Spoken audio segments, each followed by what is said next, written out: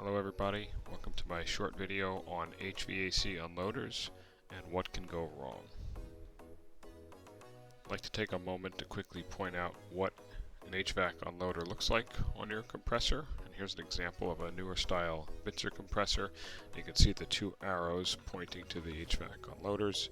I typically have blue or gray coils on the top of the compressor, either on the very top on the right side or the very top on the left side.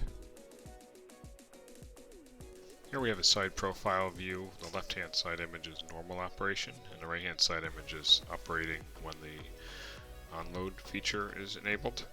And so in the following depiction we'll show the two conditions with the pressures coming in and going out and some arrows to describe what's happening. The operation is pretty simple. In our case, the low pressure gas comes in the image here, and as the cylinder goes down inside the compressor.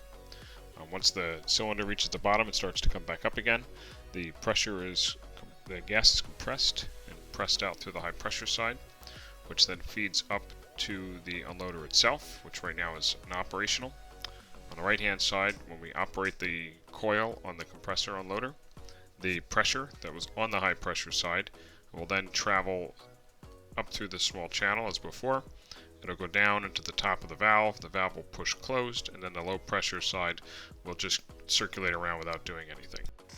Here we have an example of the vehicle running, revving the engine up. It's about 2000 RPM, and you can see the low pressure gauge reading is only about 28 PSI, which is normal operating condition for this operation, and this is with the unloader working correctly.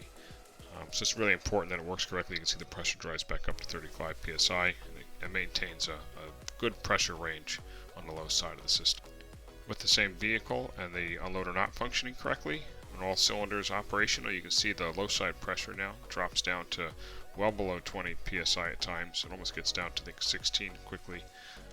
But you can tell that the range that the pressure is swinging in is very high.